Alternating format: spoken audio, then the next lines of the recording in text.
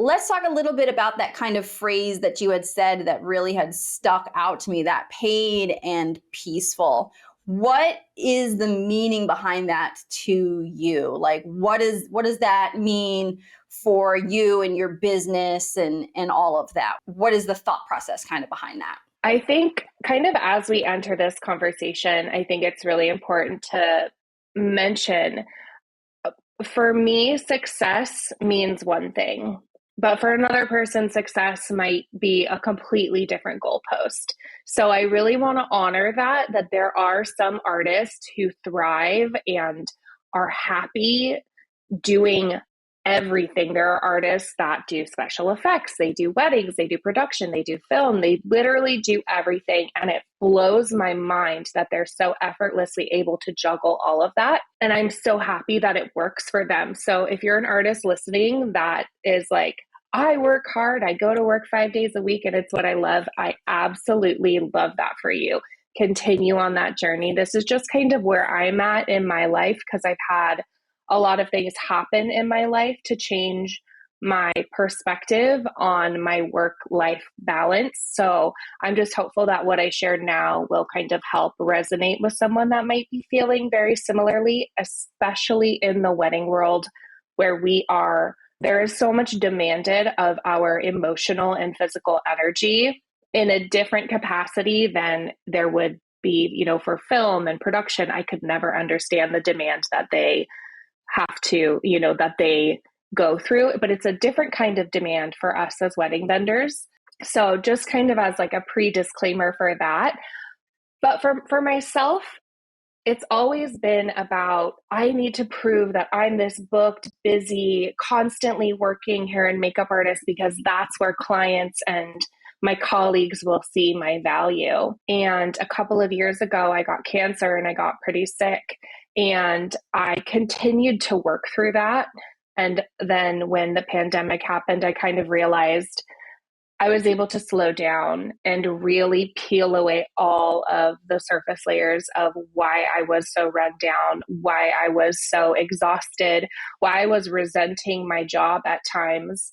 Because there came a point where I went from loving my job so much to, I don't want to go to work. And that was a big catalyst for me in seeing kind of what my life was and what my career was, where the trajectory of my career. And so I really had to sit down and think, what is causing this unhappiness? I didn't just wake up one day and say, oh, I hate being a hair and makeup artist. There have been things happening with work and with life that have led me to feel this way. So what's causing that? And so I really just decided I wanted to stop chasing this goalpost that was constantly moving, and just decide that as long as I am well paid, well compensated, and I feel appreciated and valued by my client, what more could I possibly need, right? I'm not going to continue to chase this unattainable standard and this hustle culture to have something cool on my resume, or to seem like I'm really cool to people on the internet, when in reality, I'm exhausted and I'm tired and I grouchy to my husband. Like, I decided then and there that I'm going to put 3 things at the center of everything: my health, my husband, and my family. And that kind of changed everything for me. And that's when I was like, I don't care about booked and busy. I want to be working regularly, working a normal amount, well paid, and just live a life that's peaceful and calm with my dogs and my husband. Yeah, I absolutely can resonate with that so much, because when I started out at my career, the reason I got into doing hair and makeup for weddings was I was working behind the counter at Macy's, and I was working for Prescriptives, and I was one of their custom blend experts and doing all of this. But the Macy's that I worked at was in Arlington, Virginia. It was just outside of DC. It was literally across the street from the Pentagon. Like, you could go to the parking garage and look across the street and you're looking at the Pentagon. And it was a terrible place to work because they did not value their employees at all. They didn't appreciate what we were as makeup artists or anything. It wasn't even about selling makeup anymore at that point. When I left, it was, how many credit card applications did you open today? And I was like, if you want to be a fucking bank, be a bank and open credit cards. You're a retail store. Like, I'm here to sell makeup. If you want to get on my case about my IPT, my items per transaction or whatever, my sales and stuff like that, like, get on my case about that. But like, get off my back about opening credit cards. So I got pregnant with my second son, and it wasn't nearly as bad as the first. The first one, I was like practically hospitalized. I was so sick, and like, oh no, for like 7 months. I don't think I gained any positive weight until I was like 6 months along. And so with my second one, I was like, okay, I'm starting to get sick now. Like, I need to focus on my health. I need to get out of this, and I'm just going to stay home while my husband works during the week. And then I'll find something that I can do on the weekends when he's home with the kids, something that's not going to be on my feet all the time. And I can focus on my health and my pregnancy, because I'd already gone through like one pregnancy loss and everything. And I was just like, nope, I need to take care of me. And so I got into weddings, because I was like, I can do these on the weekends and that'll be good. So the pregnancy, I built up my business. And then when I had my son, I jumped into actually working on the weekends. And so I had like built the business side and the reputation and the portfolio and all that kind of stuff by doing stuff when I could, when I was pregnant. But it grew really quickly, and I thought that I had to chase what other people's goals were. And it was like, okay, well, if I'm going to be taken seriously as a makeup artist and I'm going to be, quote unquote, successful, then I have to be completely booked every single weekend. And then the next step is I need to grow a team. And by the time my son was like 2 years old, my second one, it was like I'd gone from working retail to suddenly working almost every single weekend, like 50 something weddings per year, plus running a team of 7 artists, plus doing styled shoots constantly. And that time it was like bridal shows were really big. So the company did 5 or 6 bridal shows a year. We were like, go, go, go, go constantly. And it was just like, I felt really amazing and I felt really successful.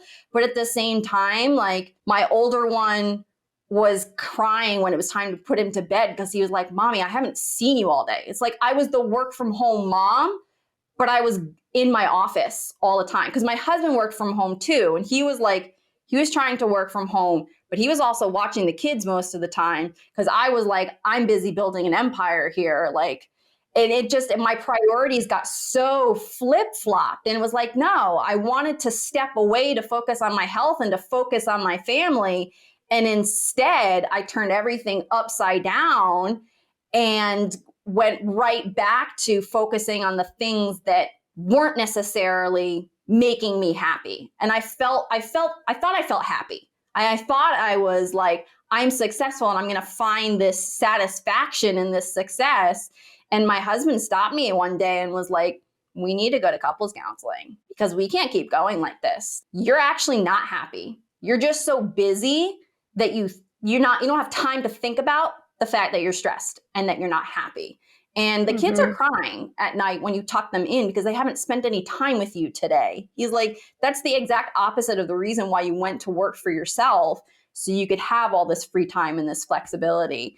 And so when you were talking about, I don't want to be booked and busy, I want to be paid and peaceful, that peaceful piece was what really stood out to me, because I was like, oh, I wish I had heard this message earlier in my career, and I maybe could have saved that like 3 or 4 year period where I made so many mistakes by focusing on what I thought would make me happy and would make me feel fulfilled. And it was nice to take a step back, and I stopped working for like a couple of years and was just like, I'm going to just be a stay-at-home mom for a little while. And then when my son went to kindergarten, I was like, okay, now I can get back into it. I can rebuild my business, but I'm going to build it the way I want it.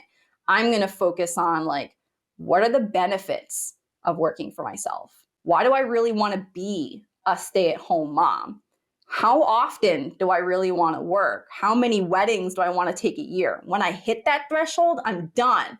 I don't need to push myself to hit somebody else's numbers. If I'm making enough money to pay the bills and to take care of my family, and, my money pays for vacations and all those little other extra kinds of things, it's like, okay, that can be enough, and I can watch my children grow up. I can have a deep, loving relationship with my husband, and that's just as successful to me as being like, I do 50 something weddings a year, or I make six figures, or I do this, or I do that. And it was just like, I wish I'd learned this lesson earlier in my career. Well, thank you everybody for tuning in for this week's episode. I wish everybody a very happy new year, and I will see everybody back in January again. So thank you so much for tuning in, and I'll see you next time.